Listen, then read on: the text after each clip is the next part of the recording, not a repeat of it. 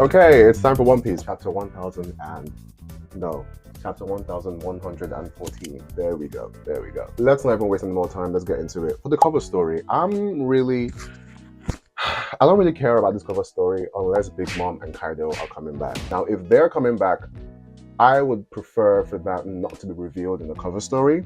But if it was to be if it was to speak, if it was to if it was to be reviewed in a cover story, I would like it to be like that cover story we had with Aokiji, Van Olger, and Pudding, because that cover story actually linked to the actual chapter for that specific cover story. Because what was going on in the chapter was actually relevant to what was going on in the cover story, and vice versa. So if we're going to reveal Big Mom and Kyler coming back in that way, most likely Big Mom, cause Elbath, then I'd prefer it to be done in that way, not just in the cover story. Make sense? Makes sense. All right, let's move on. Well, let's step back a bit. Yamato walking around the island, where does that get her? She could have been on the crew. Yamato could have been on the crew. However, her being on the crew would have caused some issues in Egghead Island. It's like having an extra Jinbei or an extra Sanji on the crew. How would that play out in Egghead Island? I'm not really sure. Why? Because she's not on the crew. So I'm gonna leave that alone. If not, it's gonna bust my brain trying to imagine Yamato fighting a Gorosei or a vice admiral. But then again, if Frankie can knock out a vice admiral, I'm pretty sure not Kaido. I'm pretty sure Yamato can do way better than that. She can do way better than that. So sometimes I do give Oda his, I give him some peace, because if Yamato was there, things would be a lot more hectic. However, though, during Wano, we did have a lot of promises. There were a lot of hints here and there letting us know that Yamato was going to join the crew. Unfortunately, it didn't happen, so it is what it is. Let's just move on. If not, God, I just want her to be on the crew. I just want her to be on the crew. That's all. That's all. All right, let's move on. So one point I have here is this art. The fact that, okay, one of my points I wanted to make going into this chapter, actually my first point, the Marines getting shook, the Marines getting surprised at the fact that the world is sinking. At least the higher ups could have been told this information, but they just weren't, because the people they're working for are just douchebags. Like, this is what they get for working for douchebags. I don't know what else they wanted. Like, this information could have easily been given to them. They could have saved their people a lot of time, but then again, they don't view them as people. They view the Marines, which are human beings, as insects. So I don't know what they expected.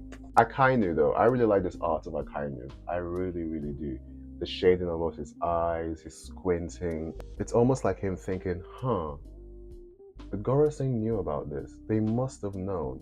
They must have known. Because if Vegapunk knows, they must have known. And they didn't tell me? That's what his eyes are giving. That's why I get from him squinting his eyes. I don't think he's surprised.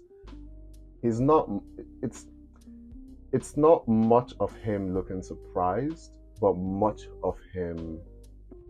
of him looking suspicious, more of him looking wary and a little bit annoyed. Like, the world's gonna sink. Okay.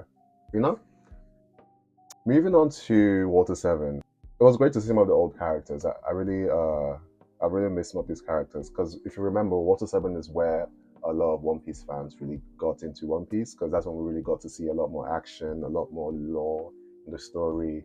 The gravity of certain things were revealed during Enies Lobby, Water 7 / Enies Lobby. Those were great times. Those were amazing times. Now, the fact that the people in Water 7 are having issues believing that the water will ever get so high to the point that it's gonna cover the entire world, that to me only emphasizes the fact that information in this world is very, very scarce, because a lot of islands are dealing with the same issue that Water 7 is dealing with. However, due to the fact that information cannot be transferred between islands very quickly, it makes it more evident that they don't really know much about each other. Like, if you think back to the Long Island, if you think back to the ginormous bridge being built. Why is that bridge being built? I feel like the Gorosei, the world government, they've known about water rising, the sea levels rising, especially the Gorose and Emu. So the bridge being built, who decided to start building the ark that's in Fishman Island, a lot of things here and there. Even the fact that Marijua was built at the top of the red line. These are a lot of signs that show that the world government, most definitely the Gorose and Emu, had a very, very good understanding that the water levels are going to encompass the entire planet. They had this knowledge from way, way, way back when. And they must have had this knowledge. They must have had this knowledge for a very, very long time. And that also kind of connects to the fact that these ancient weapons, whenever they wipe out islands, for example, from what we've seen so far from that one chapter, which we're not really sure if it's a Asian weapon, more like, I mean, it's speculation right now, but it's most likely an ancient weapon. When it destroyed Lelouchia, it basically left a hole and increased the entire the sea level across the world by 1 meter. Now, how many times have that happened in the past? That's the real question, because it's most likely happened. It's most likely happened enough for the Gorose and Emu to know, okay, if this keeps happening, the world is going to flood. The world is going to get is going to be underwater. So let's make sure to build Marijua on top of the red line. But that also links to another thing, that the red line is actually man-made, because no other structure apart from that giant tree in Elbaf, no other structure is as high as the red line, to my knowledge. If there's something taller than it, let me know. Like an actual structure that goes from the seabed all the way into the Sky Islands. I'm pretty sure the red line goes into, or most likely above, the Sky Islands. If I'm wrong, please let me know. I'm actually not sure now. Let me know in the comment below. But yeah, all these things coming together, I just find it fascinating that so many things link. I just want to know where Oda is taking this. Where is Oda taking this? I have an idea here or there, but I'm not really sure myself. So I'm just going to sit back and watch. I'm going to see where we go with this story, because things are getting crazy. Things are getting insane. Next to Doflamingo, that links back straight what he said right here. This just gets better and better. Isn't it your job to take care of the inmates, Magellan? What are you going to do if the prison gets completely flooded? We could always go somewhere high up. Now that's coming from a former Celestial Dragon. There obviously is some kind of... Oda is making a play here where he's highlighting things. Oda is here emphasizing things just to let us, the reader, know that this is definitely going to happen. Obviously, because Vegapunk is saying it. I mean, if it didn't happen, and if Vegapunk said all this and nothing happened, that would be very, very weird. But it's most likely going to happen. He's only confirming it even more by having Doflamingo say this. And the fact that Marijua was already built at the top of the red line only shows even more that, hey, these people already knew this was going to happen. They didn't care about using the weapon. They just wanted themselves to be safe while they keep using the weapon. And not also that. When Doflamingo said high up, it made me think about the moon. I watch a lot of King of Lightning and BDA Law. and now it has to come back, okay? And now it has to come back. Because let me skip. The Mother Flame, bro. I've already seen a few things. Like during that cover story, we saw something that looked so similar to what we're seeing right now in terms of the Mother Flame. And I've already seen a lot of things going on Twitter, which I thought was right, and which King of Lightning thought was right as well. Like, a lot of things are coming in together, and I just want us to go to the moon. I want us to go to the moon. I think there's something on the moon that is really, really important, but we're not going to figure it out yet until we get there. And that's probably where Enel's going to get reintroduced back into the story. I don't know. It's just a theory. I don't know. But I just think it's going to come to pass. I just believe. I don't know. I just believe. Okay, another point I'd like to make is I loved to see the Gorose panic. Here where they go, quickly eradicate the broadcast snail. No, snuff out every living thing you can sense. That just shows the panic. When I first read that, I thought they were about to give they were all about to combine and create this hacky blast or something that was going to knock everyone out, and they were going to start shooting attacks left, right, and center, so everyone could just die. I like just so that a chance that if they can eradicate everything all at once, then maybe, just maybe, that transponder snail is gonna die along the wreckage or something. I think just seeing them panic this much, it just I just love it. I just really, really love it. It's just showing the intensity, the how they really, really do not want this information to go out. They are really panicking. And what I'm a bit confused is, why are they so panicked? It's just flooding, right? Like, don't you want people? I mean, yes, they are insects to you, but don't you want these people to find a way to survive? They can all live below you and still remain peasants. However, I am confused as to why this information is so crucial to you as a secret. Why do they want to keep it as a secret? Why don't they just let the people know? And if they're insects to you anyway, just let them be and let them all drown. Like, what's the big deal? And I'm pretty sure they like.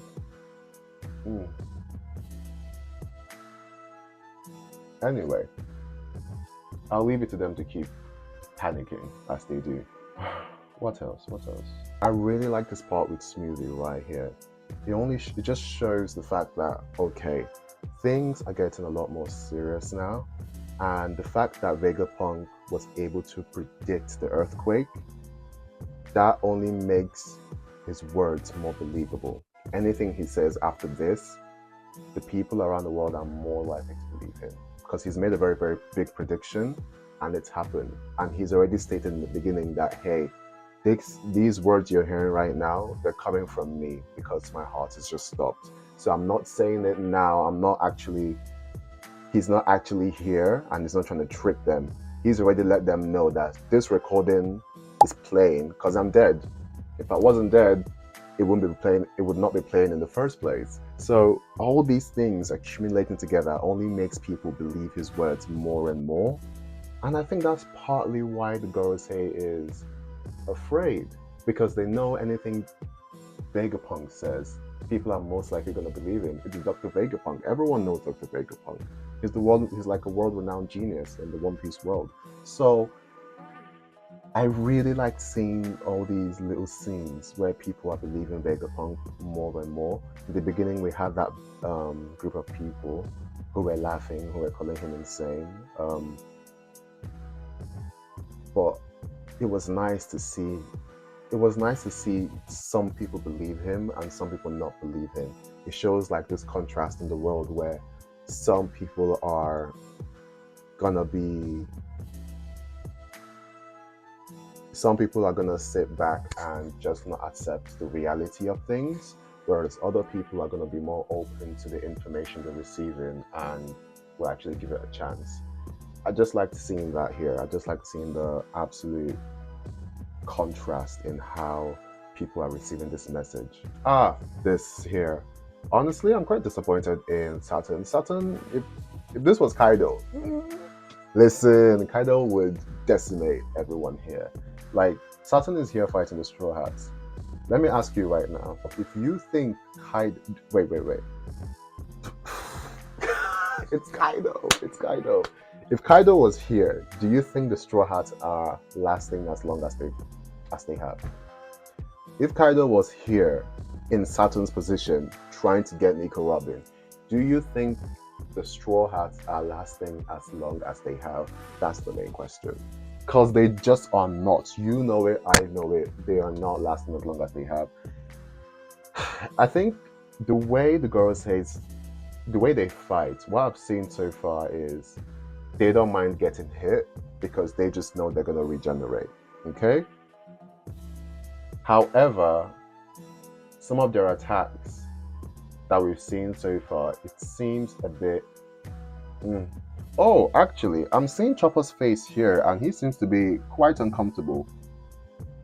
But then again, it's Chopper. Like Chopper is really blocking an attack from a Gorosei right now. Yes, his face looks uncomfortable, but it's like, huh, shouldn't that like spear go through him or something?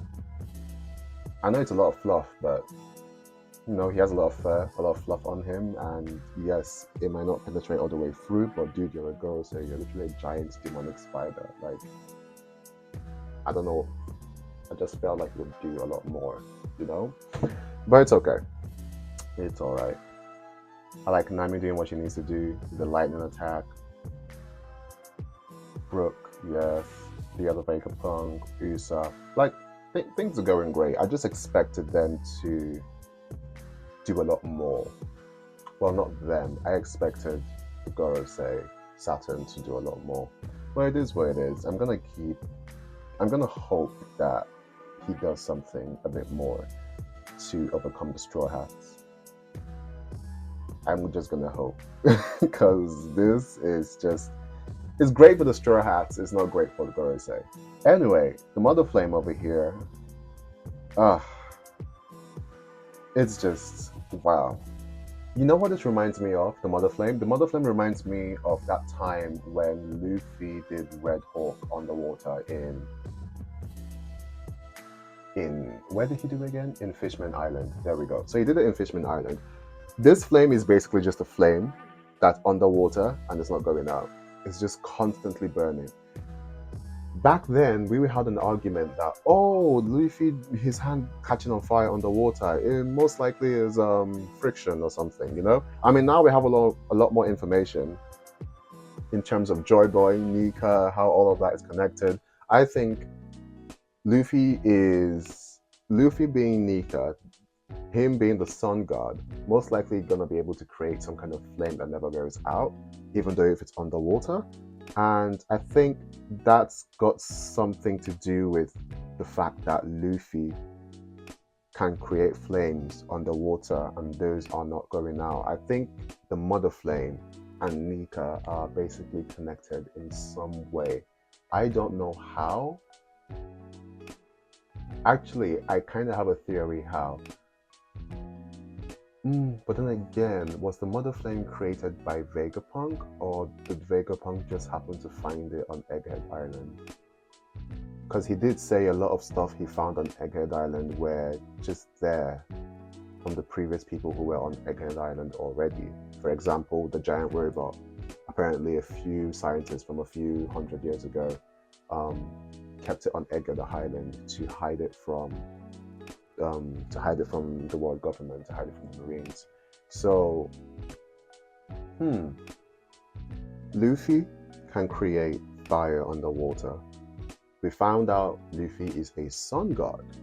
Now we see a Mother Flame. A Mother Flame is basically a flame that can never go out, and that flame is underwater as well. Luffy did Red Hawk, created fire underwater. Luffy is also a sun god in the One Piece universe. Is it possible to say that Joy Boy, as Nika, created the Mother Flame? I don't know. Oh yeah, this part.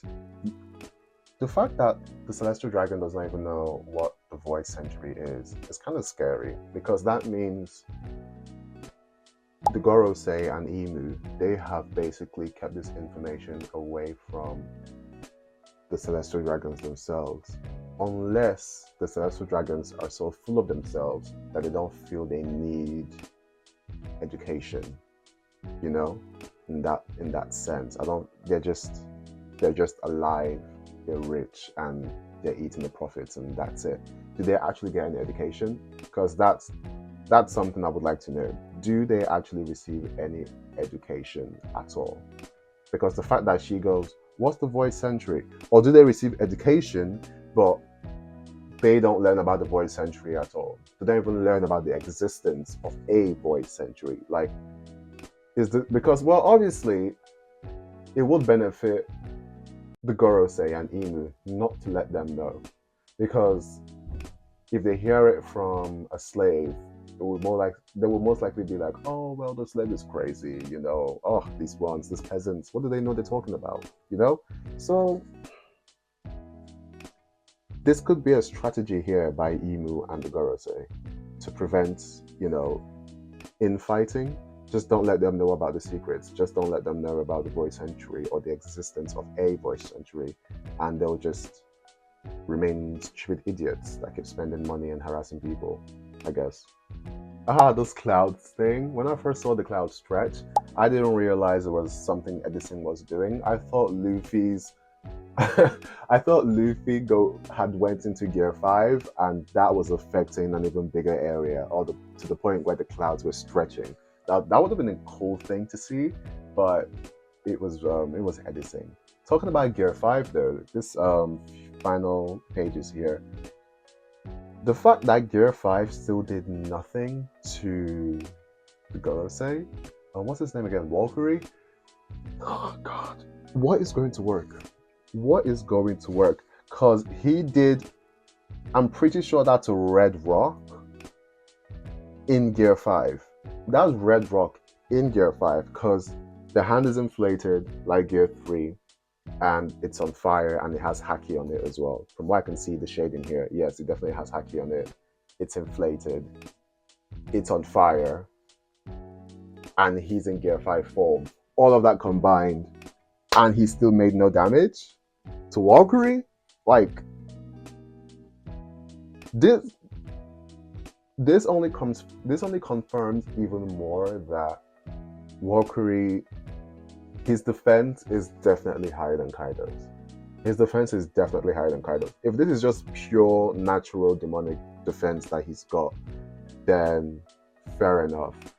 But it would be interesting. No.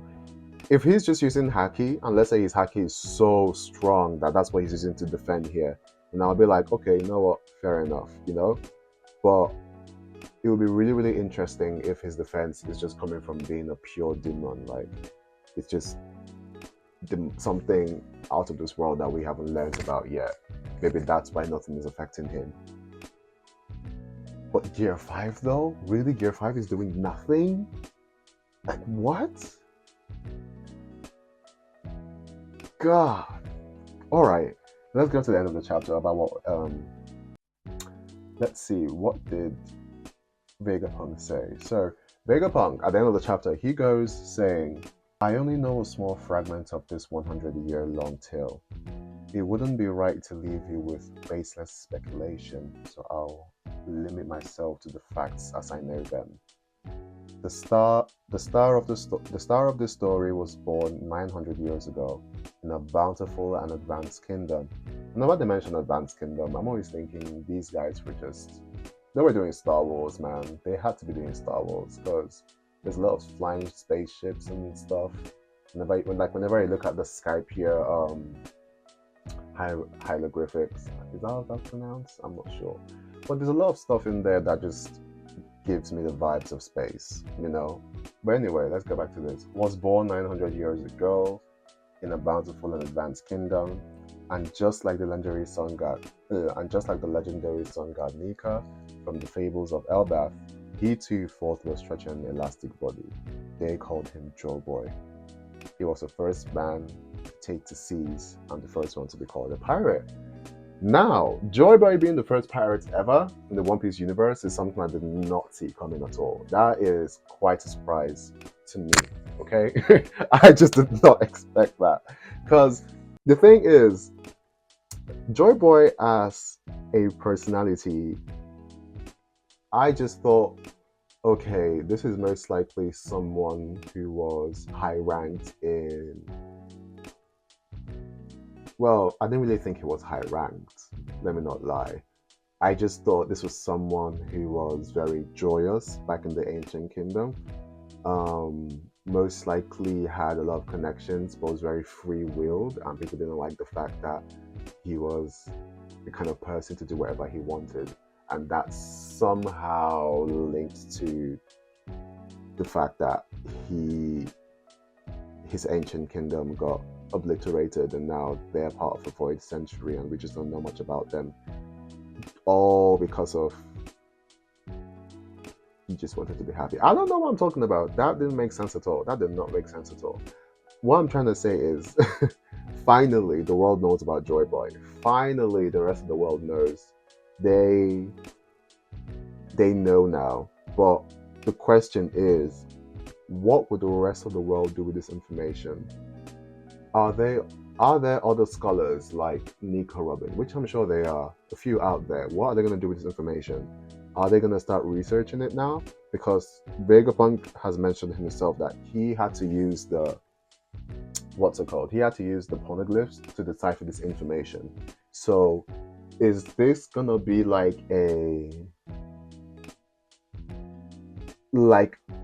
another Pirate Era 2.0, where instead of trying to find the One Piece, now you're trying to find out who Joy Boy is. Now you're trying to find out more about the Ancient Kingdom, which will iron, which to be honest, it's still what the main, it's still what you're still going to learn about Joy Boy and all of this information if you're going to go for the One Piece anyway. So I don't know. I just feel like Vegapunk saying this right after he dies is like the entire, he's basically passing his will on to whichever scholars out there, because I'm pretty sure people are going to be out there now who are going to be like, who are going to want to know more about the Ancient Kingdom, you know?